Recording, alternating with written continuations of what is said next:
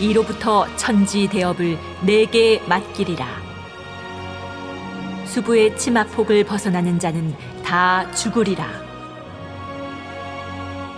수부도수로 천하 만민을 살리는 종통 대권은 나의 수부 너희들의 어머니에게 맡긴다.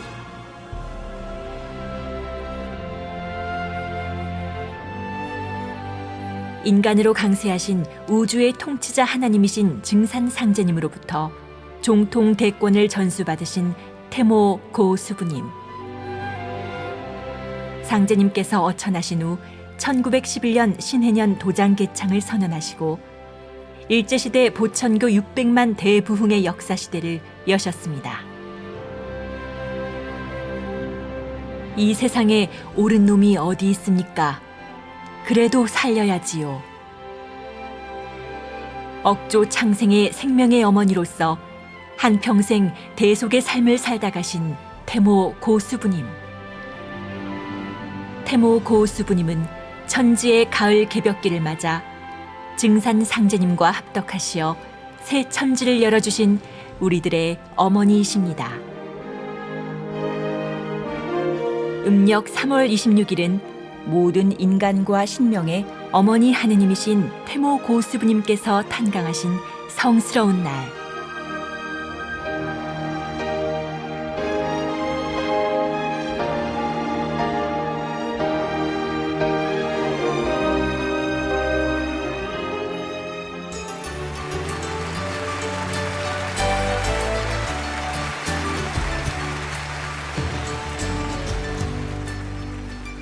전국에서 오신 성도 여러분 반갑습니다. 저는 본부 도전팀에서 봉직하고 있는 교무종암 장원년입니다.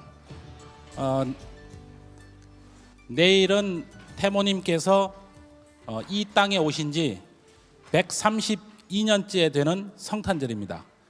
오늘은 그 전야인데 우리 모두 태모님의 그 탄강을 성축하면서 오늘 이 시간 태모님께서 걸어가신 인류 구원을 위해서 희생과 대속의 삶을 사셨던 그 삶의 족적들을 다시 한번 도전을 통해서 살펴보고 우리가 고칠 것이 있다면 신앙 자세를 바로 세우고 앞으로 도체를 완성해서 도의 열매를 딸 수 있는 일꾼이 될 수 있는 축복받는 소중한 시간이 되시기를 바랍니다. 자, 그러면 우리가 그동안 신앙해 왔던 태모 고수부님은 과연 어떤 분인가? 무엇보다 먼저 이 문제에 대해서 우리가 한번 핵심을 살펴보고 그 다음에 태모님 탄강부터 해서 선언하실 때까지 그 과정을 한번 살펴보도록 하겠습니다. 먼저 도전 11편 345장 6절을 다 함께 봉독하겠습니다. 종통 대권은 너희들의 어머니에게 맡긴다. 하루는 태모님께서 성도들에게 말씀하시기를 상제님께서 천지공사를 통해 평천하를 이루시고 수부도수로 천하 만민을 살리는 종통 대권은 나의 수부 너희들의 어머니에게 맡긴다고 말씀하셨느니라 하시니라. 자, 이 태모님께서 상제님의 말씀을 인용을 하시면서 성도들에게 나에 대해서 상제님께서 어떻게 말씀을 하셨다라고 말씀을 해주셨는데 이 성구는 6편 96장에도 있는 말씀입니다. 나의 수부 너희들의 어머니라고 상제님께서는 말씀을 해주셨습니다. 그러니까 상제님의 입장에서는 수부가 되시고 우리들의 입장에서는 어머니가 되시는데 수부라는 그 글자 뜻을 보면 머리 숫자 아내 부자, 그러니까 우두머리가 되는 아내, 최고 높은 최상의 부인, 이 우주에서 가장 높으신 여성, 즉 다시 말해서 상제님의 아내, 하느님의 아내라는 뜻입니다. 그러면 너희들의 어머니는 어떻게 해야 되는가? 호칭의 문제인데 이 문제에 대해서 우리들의 개인의 어머니가 아니라 우주 만유의 모든 생명체의 어머니가 되시기 때문에 어떻게 불러야 되는가, 이 문제에 대해서 사부님께서 명확하게 말씀을 해 주셨습니다. 자, 도전 서문 26쪽, 도전 원전 서문 26쪽 하단을 한번 보겠습니다. 수부는 여자 하나님이다. 문자 그대로 만유 생명의 머리가 되는 지엄이요, 인간과 신명의 어머니 되시는 분이다. 또한 수부는 아버지 상제님과 합덕하시어 신천지 조화 선경을 열어주신 묻생명의 거룩하고 크신 어머니이다. 그리하여 우리는 수부님을 태모님으로 모시고 공경한다. 사부님께서는 왜 우리가 수부님을, 상제님께서 수부라고 하신 태모님을 태모님이라고 불러야 되는가, 여기에 대해서 명확하게 말씀을 해 주셨습니다. 그러면 우리가 태모님으로 부르는 수부님은 어떤 분인가, 태모님의 그 위격에 대해서 도전 성구를 통해서 살펴보겠습니다. 먼저 지금 방금 읽었던 서문 26쪽 하단의 첫 구절, 사부님께서 말씀하신 첫 구절, 수부는 여자 하나님이다. 이렇게 가장 간단하면서도 태모님의 위격에 대해서 가장 정확하게 말씀을 해 주셨습니다. 수부는 여자 하나님이다. 이 말씀을 바탕으로 해서 태모님을 바라보아야만 태모님이 과연 어떤 분인가 하는 것을 우리가 정확하게 인식할 수가 있습니다. 태모님은 우리가 알다시피 단순히 상제님의 아내 위치에서 그냥 머물러 계신 분이 아닙니다. 상제님으로부터 종통 대권을 전수받고 또 대도통을 하시고, 그 다음 포정소문을 여셔서 도장을 개창하시고, 그 다음에 천지 공사를 통해서 인류 모든 생명을 상제님 대도진리 세계로 인도하셔서 구원의 길로 인도해 주신 분입니다. 또 옥조 창생을 구원하시기 위해서 평생 동안 희생과 대속의 삶을 걸어가신 그러한 분입니다. 그리고 태모님은 어떤 분이신가? 만유 생명의 생사화복을 주관하고 계신 분입니다. 상제님은 만유 생명의 본원 자리에 계시는 하나님으로서 인류의 생사화복을 쥐고 계시는 분입니다. 마찬가지로 태모님도 상제님의 아내이면서 여자 하나님으로서, 어머니 하나님으로서 생사화복을 주관하고 계신 분이라는 사실을 우리가 알 수 있습니다. 자, 6편 68장에서 내려주신 상제님의 말씀을 함께 보도록 하겠습니다. 이 성구를 보면 태모님이 어떤 분인가 하는 것을 우리가 알 수 있습니다. 6편 68장으로 가겠습니다. 차윤칠 성도, 차경석 성도의 동생 차윤칠 성도가 구리교로 가서 상제님을 뵈니까 상제님께서 태모님에 대해서 이렇게 말씀을 하시죠. 내 메시를 잘 공양하라.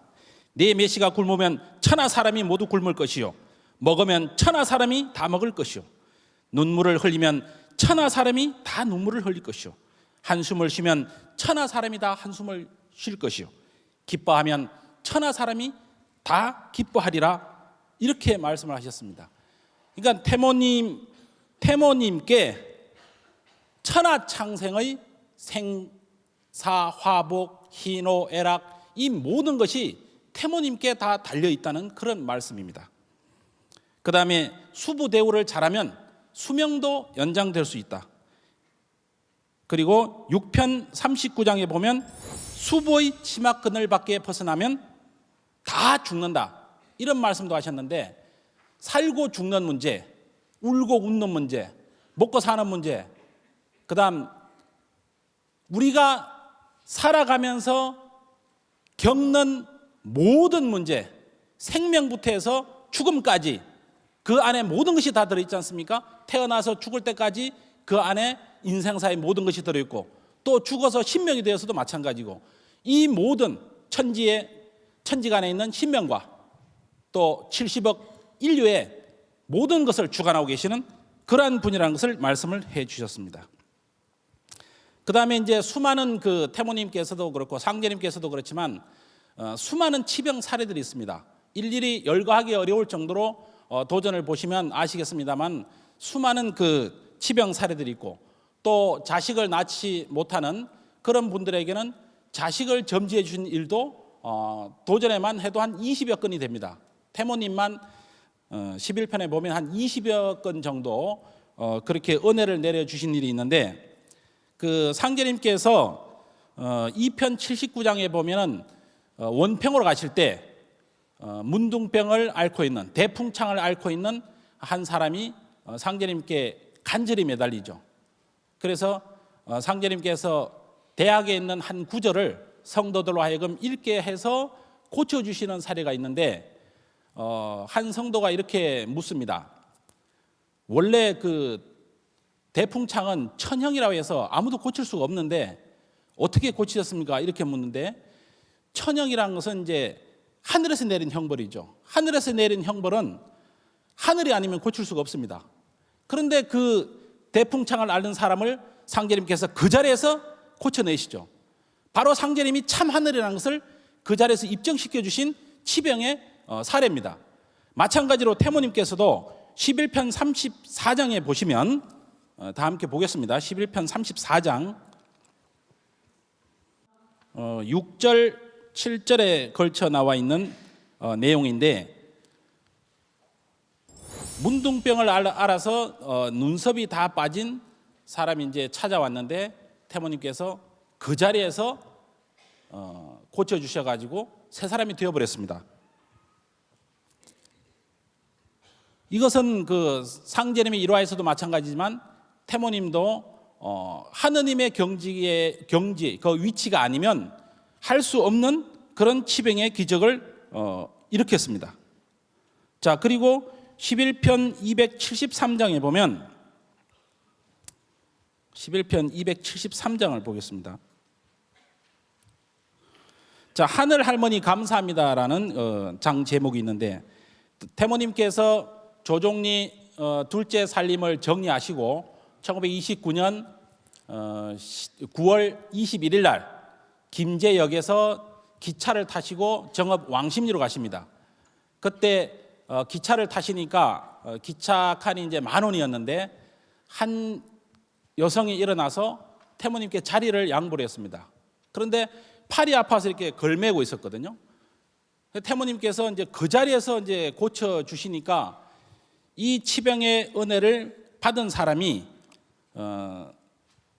하늘 할머니 감사합니다 하고 자기도 모르게 태모님을 할머니 하느님의 의미, 하늘 할머니는 할머니 하느님이라는 뜻이죠. 태모님이 때 졸령 50세였는데 벌써 머리가 이렇게 세시고 보통 사람들이 볼 때는 할머니였죠. 그때 한 40대 한 중반만 되어도 손자, 손녀를 볼 그럴 시절이었기 때문에 이 여성이 태모님을 하늘 할머니라고 자기도 모르게 신도를 받아서 외칩니다. 상제님께서 문둥병 환자를 고쳐주실 때 하느님이시여 하고 그 병자가 자기도 모르게 부르짖었던 것처럼 바로 자신도 모르게 이 여성도 태모님을 하늘 할머니라고 외칩니다.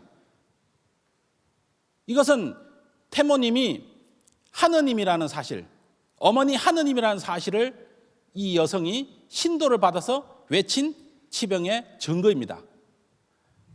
이것을 그냥 기뻐서 그냥 단순히 그냥 외친 것이 아니냐, 이렇게 보면은 도전에 있는 그 정신을 제대로 볼 수가 없습니다. 자, 그 다음에 태모님에 대해서 상제님께서 이렇게 말씀하셨습니다. 11편 5장에 있는 말씀인데, 자, 펴보십시오. 제가 읽겠습니다. 상제님께서 항상 수부님의 등을 어루만지며 말씀하시기를 너는 천하복동이라 장차 천하 사람의 두목이 되리니 속히 도통하리라 하시고 이후로는 지천태가 크다 하시니라. 상제님께서는 태모님을 천하 사람의 두목이라고 말씀을 하셨습니다.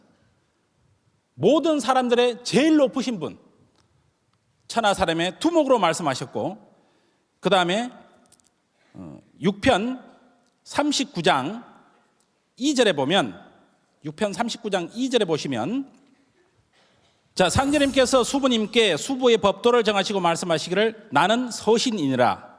서신이 용사는 하나 수부가 불응하면 서신도 임의로 못하느니라 하시고 여러 가지 공사를 처결하실 때 수부님께 일일이 물으신 뒤에 행하시니라.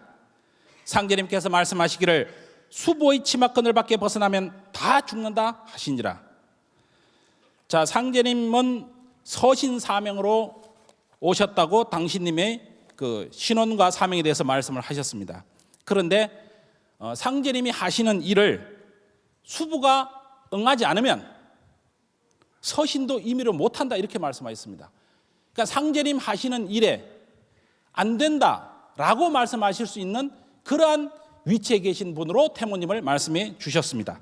바로 여자 하느님이라는 것을 입증해 주신 말씀이었습니다. 자, 그 다음에 6편 34장에 있는 말씀입니다. 내일은 수부가 들어야 되는 일이다.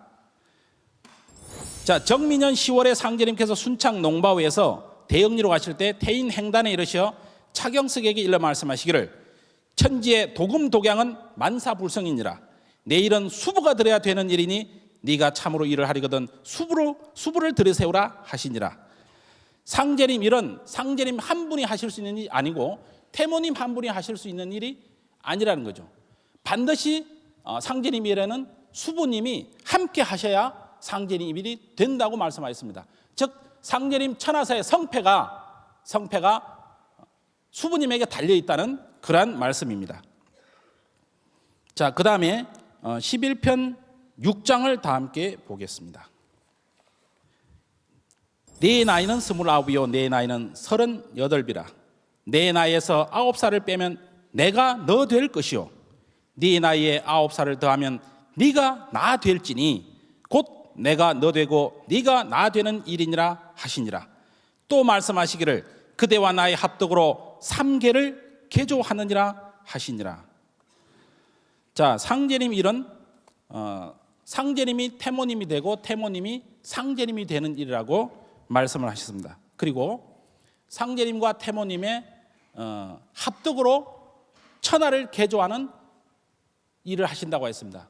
천하를 개조하는 일은 천지공사인데 물론 상제님 9년 공사, 태모님 10년 공사, 즉 19년 공사로 천지를 개조하는 그러한 일을 보셨습니다.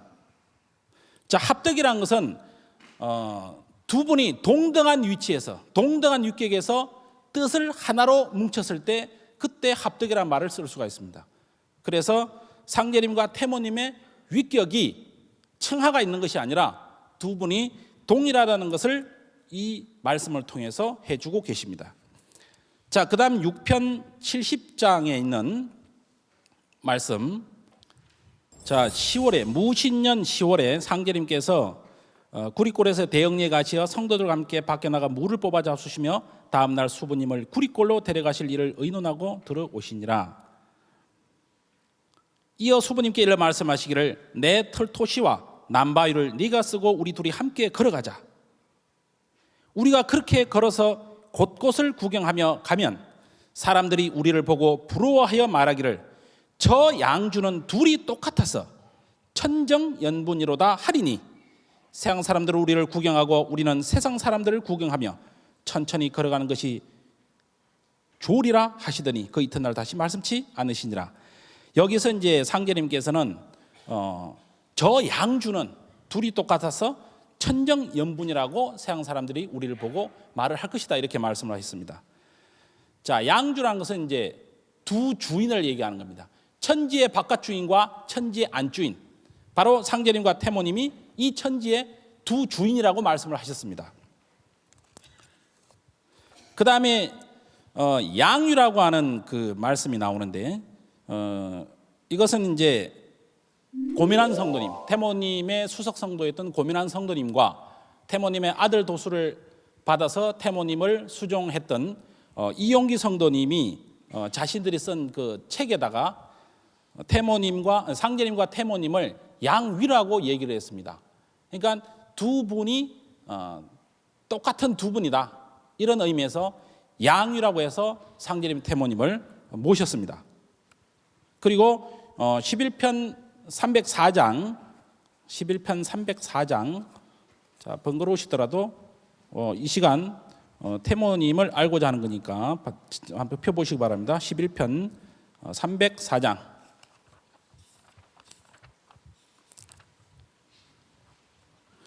자, 11편 304장 이 내용은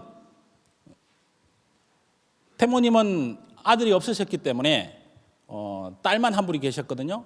그래서 그 신씨 집안에서 양자를 드렸습니다. 바로 그분이 이제 신기원인데 이분이 이제 집안에서 양자로 드리니까 양어머니가 되지 않습니까? 태모님이. 그래서 이제 인사를 하기 위해서 태모님을 찾아왔는데 태모님께서 성도들에게 물어보시고서 만인지 부모가 지당하다.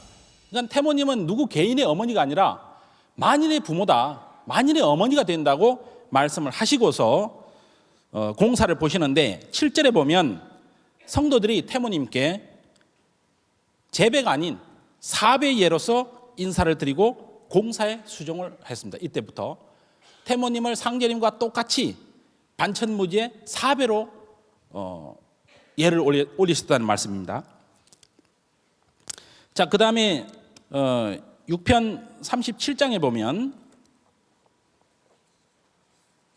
자, 6편 37장에 보면 수부 책봉 예식이 나옵니다.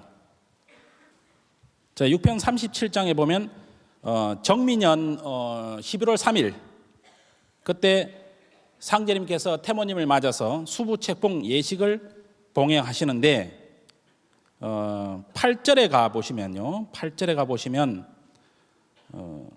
차경석 성도에게 장독칼을 가져오게 하셔서 두 분이 맹세를 하시는데 상제님이 먼저 태모님 위에 앉으셔서 맹세를 받으시고 장독칼로 목을 겨누시면서요. 그다음 다시 태모님이 상제님 위에 앉으셔서 그렇게 다짐을 받으셨습니다. 즉 상제님과 태모님이 위아래를 번갈아 가시면서 천하사에 대해서 이렇게 맹세를 하셨는데 그러니까 상제님, 태모님은 두 분이 위아래가 없으시다는 그런 그 수부 책봉 예식입니다. 그 다음에 또 칼로 맹세하신 내용이 6편 95장에 또 나옵니다. 자, 6편 95장에 있는 이 성구는 상제님께서 태모님을 맞아서 수부 책봉 예식을 하실 때 하셨던 의식과는 의식은 비슷하지만 내용은 다릅니다.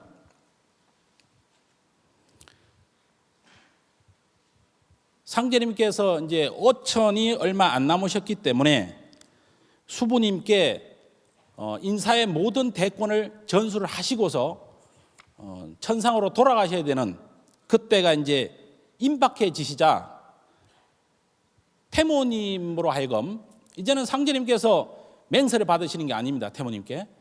태모님이 상제님 위에 앉으셔서 맹세를 받으십니다. 그러니까 앞에서 공사 보신 그 칼로 공사 보신 내용하고는 의식의 장면, 의식의 성격이 다릅니다. 이때 보면은 태모님께서 상제님 위에 앉으셔서 다짐을 받으시는 겁니다. 그리고 이어서 96장에 보면 6편 96장에 침식 절차 모든 일들을 상제님께서 두 번째로 하시고 그 다음에 태모님이 먼저 하시도록 하십니다.